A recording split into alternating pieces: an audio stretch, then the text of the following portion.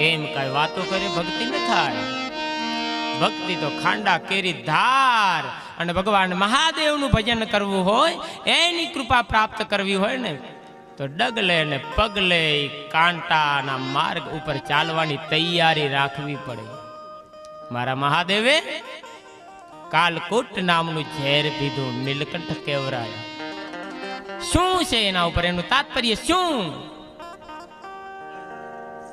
જો ભગવાન શિવનું ભજન કરવું હોય ને, તો આ દુનિયાના જે પણ મનુષ્યો છે ને, એની ટીકા રૂપીના એ વિષ એનું પાન કરવાની શિવ ભક્તે તૈયારી રાખવી પડે. ત્યારે ભગવાન મહાદેવનું ભજન થઈ શકે, ત્યારે એ ભક્તિના માર્ગ ઉપર ચાલી શકાય. શિવની ભક્તિ બહુ કઠિન છે.